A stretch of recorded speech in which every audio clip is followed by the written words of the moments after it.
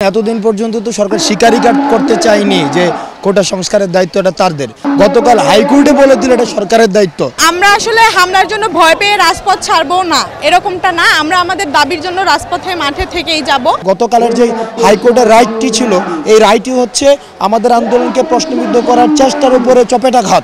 আমরা যদি প্রয়োজন মনে করি, আমরা আবার সড়ক অবরোধের মতো বাংলা ব্লকের কার্যক্রমকে আমরা আবার নেব। আমরা বলেছি যে আমাদের 10 দিন রাজপথে থাকা আমাদের কাজ নয়। দেখুন, এতদিন পর্যন্ত তো সরকার স্বীকারই করতে চায়নি যে কোটা সংস্কারের দায়িত্বটা তাদের।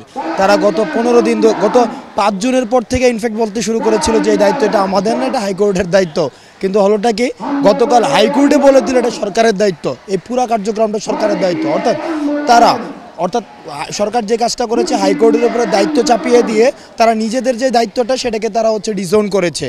তো আমাদের যে আন্দোলনটি শুরু থেকে যুক্তিযুক্ত ছিল, এখনও যুক্তিযুক্ত আছে, যতক্ষণ না পর্যন্ত সরকার বা নির্বাহী বিভাগ এই বিষয়ে প্রপার কোনো ধরনের সিদ্ধান্ত না নেয়। কোটার যৌক্তিক সংস্কারের জন্য, বৈষম্যমূলক কোটাগুলোকে বাতিল করে দিয়ে কোটার যৌক্তিক সংস্কারের জন্য কোনো ধরনের পরিপত্র জারি করে সংসদে আইন পাশ না করে, ততক্ষণ পর্যন্ত আমাদের আন্দোলন থাকবে।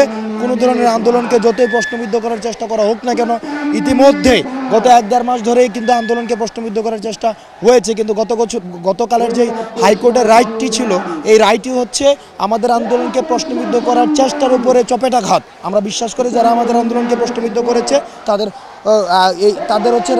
চপেটাঘাত করেছে এবং আমাদের আন্দোলনের যৌক্তিকতা প্রমাণ করেছে। আমরা যদি প্রয়োজন মনে করি, আমরা আবার সড়ক অবরোধের মতো বাংলা ব্লকের কার্যক্রমকে আমরা আবার নেব। কিন্তু আমরা চাই না সরকার আমাদেরকে সে পথে ঠেলে দিক। আমরা চাই সরকার আমাদেরকে সে পথে ঠেলে দেওয়ার আগেই প্রয়োজনীয় ব্যবস্থা নেবে। আমরা বলেছি যে আমাদের 10 দিন রাজপথে থাকা আমাদের কাজ নয়।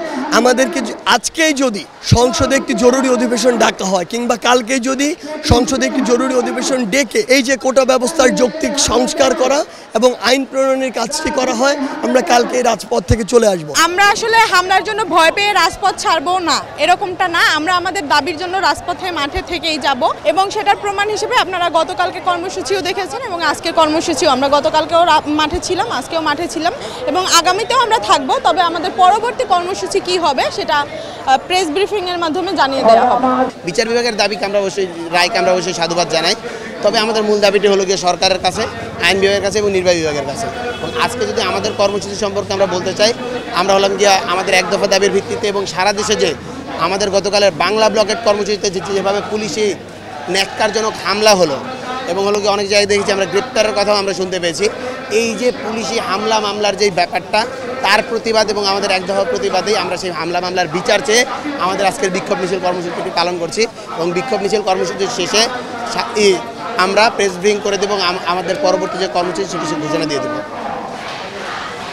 সারা দেশে যে বাংলা ব্লকেট কর্মসূচিতে পুলিশি হামলা থেকে শুরু করে সমস্ত কিছু, এবং তারা কুমিল্লা বিশ্ববিদ্যালয়ে কিন্তু টিয়ার গ্যাস ছোড়া হয়েছে এবং গুলি ছোড়া হয়েছে, তাতে আমাদের অনেক ভাই আহত হয়েছে। তারই প্রতিবাদে কিন্তু আজকে আমাদের বিক্ষোভ মিছিল ও সমাবেশ অনুষ্ঠিত হচ্ছে। এখন দেখুন, আমরা কিন্তু আগেই ঘোষণা করেছি আমাদের দাবি যতক্ষণ পর্যন্ত না আদায় হবে ততক্ষণ পর্যন্ত আমরা রাজপথে আমাদের কর্মসূচি করে যাব।